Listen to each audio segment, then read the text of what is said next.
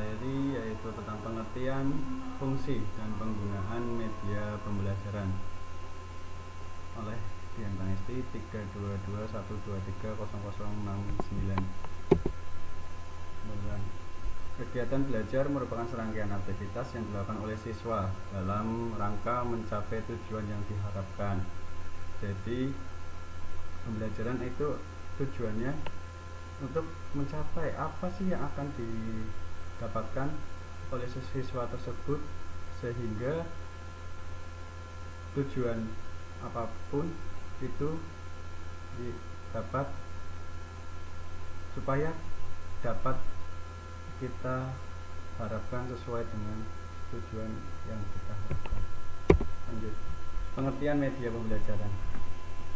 Kata media berasal dari bahasa Latin yang secara harfiah berarti perantara atau pengantar. Itu menurut Sabiman dan kawan-kawan 2011 halaman 6. Dalam perspektif belajar mengajar, media adalah pengantar informasi dari guru pada siswa untuk mencapai pembelajaran yang efektif menurut Nas dan Akbar tahun 2008. Secara lebih khusus lagi, pengertian media dalam proses belajar mengajar cenderung diartikan sebagai alat-alat grafis, fotografis, atau elektronis untuk menangkap, memperbesar, dan menyusun kembali informasi visual atau verbal menurut Arsyad 2005.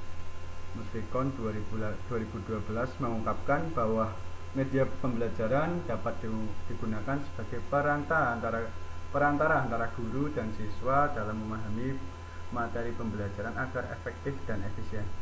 Berdasarkan pendapat yang dipaparkan, menunjukkan bahwa media merupakan sarana untuk penyampaian informasi dalam proses pembelajaran.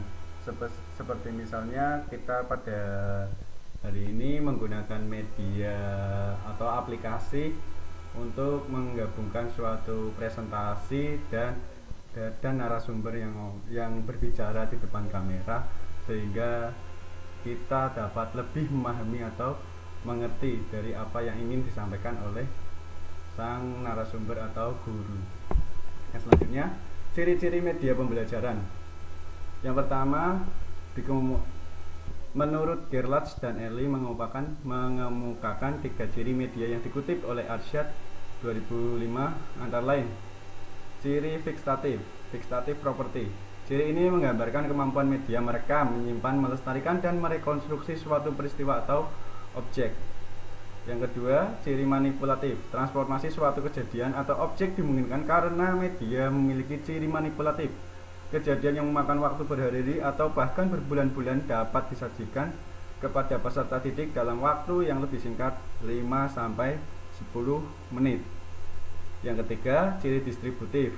Ciri distributif dari media memungkinkan suatu objek atau kejadian ditransformasikan melalui ruang dan secara bersamaan kejadian tersebut disajikan kepada sejumlah besar peserta didik dengan stimulus pengalaman yang relatif sama mengenai kejadian itu. Yang selanjutnya, fungsi media pembelajaran.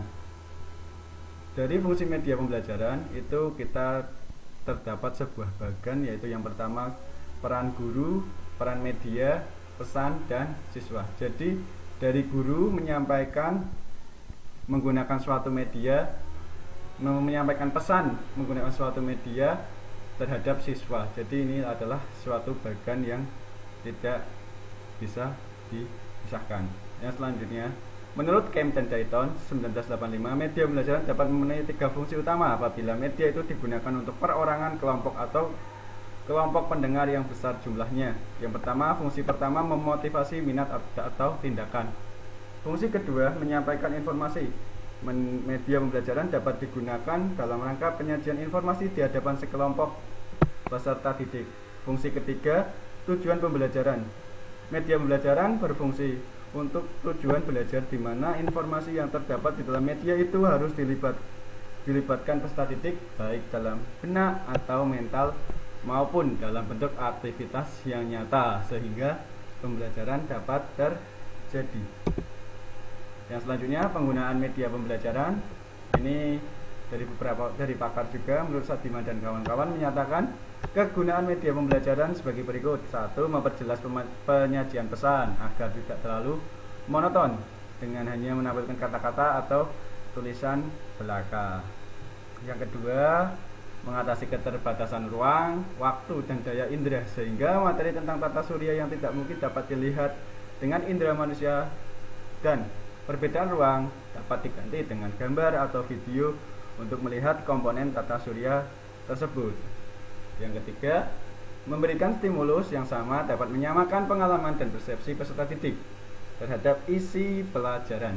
Yang keempat, media pembelajaran dapat memberikan kesamaan pengalaman kepada peserta didik tentang peristiwa-peristiwa di lingkungan mereka, serta memungkinkan terjadinya interaksi langsung dengan guru, masyarakat, dan lainnya lingkungannya, misalnya melalui karya wisata, kunjungan-kunjungan ke museum atau kebun binatang.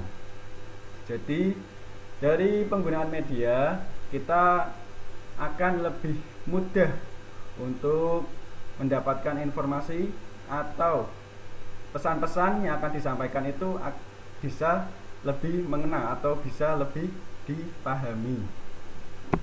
Yang selanjutnya, keterbatasan media pembelajaran. Media pembelajaran merupakan alat bantu pembelajaran yang juga mempunyai keterbatasan.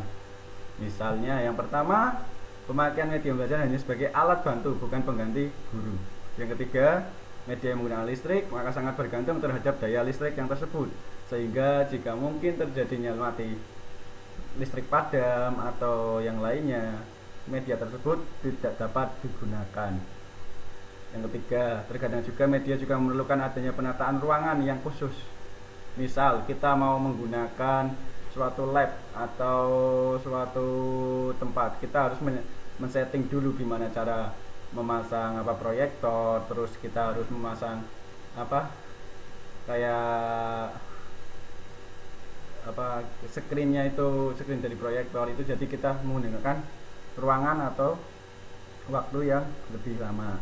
Tentunya penggunaan media belajar sangat sukar secara bervariasi karena dengan kemajuan zaman kadang-kadang media pembelajaran itu sangat tiap bulan atau kadang-kadang tiap tahun mengalami perubahan atau perlu update.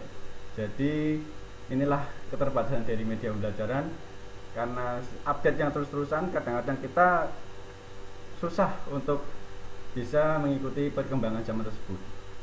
Yang kelima, mempersiapkan pada media belajar menggunakan waktu yang cukup lama sesuai yang tadi saya sudah sampaikan, penuh sesuai dengan yang poin 3 tadi. Penataan waktu yang lama dan memerlukan ruangan yang khusus. Yang keenam, kalau terjadi kerusakan mendadak sangat mengganggu dan tidak dapat digunakan secara selanjutnya.